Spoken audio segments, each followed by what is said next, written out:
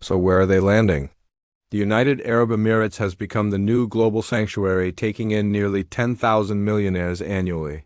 With zero taxes on income or capital gains and long-term golden visas, Dubai has transformed from a tourist destination into a permanent institutional hub. It now hosts over 120 family offices managing over $1 trillion. Singapore is another major winner, offering a stable legal environment and zero capital gains tax.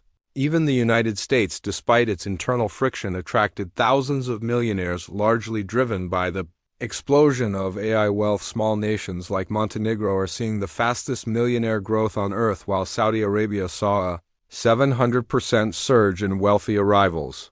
These places aren't just offering low taxes, they are selling certainty in an increasingly chaotic world. You might wonder if these billionaires have a crystal ball. They don't. What they have is a strategy of perpetual defensive positioning. They keep massive amounts of cash ready so that when a crisis hits, they are the ones panicking, they are the ones buying distressed assets at a discount. They had their lifeboats built years ago. They are watching their advisors who are tracking debt levels and regulatory shifts, while the rest of the world is watching entertainment. By the time you read the headline, the opportunity to protect yourself has usually passed. They are also changing what they own. There is currently over $2 trillion of private wealth sitting in high-end art and collectibles. Why? Because a painting is a portable store of value that a government can't easily seize or devalue through inflation.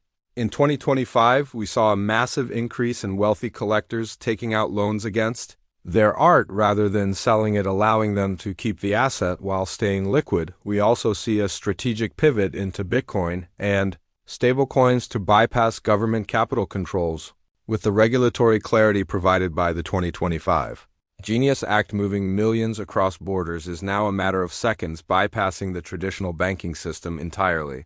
They are also loading up on rare earth metals, the literal building blocks of the future, because they know supply is being used as a geopolitical weapon. The tragedy is what happens to the cities they leave behind. In places like New York, the top 1% pay nearly half of the city's income taxes. When they leave, the entire local economy withers. Every departing executive takes with them the jobs of drivers, assistants, and service workers. Retailers close, property values tank, and tax revenue dries up, leading to worse public services and higher crime. This creates a doom loop that drives even more people away. You cannot tax wealth that has already flown to Dubai or Singapore. As we move through 2026, the indicators are flashing. Economic activity is slowing, and we are dangerously close to a formal recession signal. Meanwhile, nearly $1 trillion in commercial real estate debt is coming due, and the cost to refinance has tripled.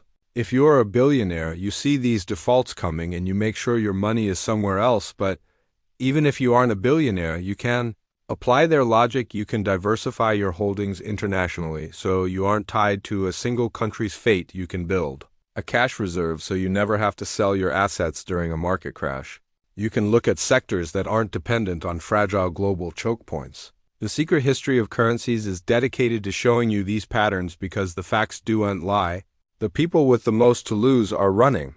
In 2025 and 2026, hundreds of thousands of the world's most successful individuals decided the risk of staying was greater than the cost of leaving.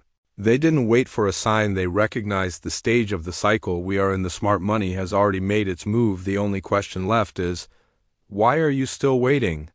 If this analysis gave you a new perspective on the global shifts we're seeing, pass it on. Most people won't realize the walls are closing in until it's too late. Subscribe for more deep dives into the trends the mainstream media won't touch. Take a hard look at your financial path today, because the exit doors are starting to narrow.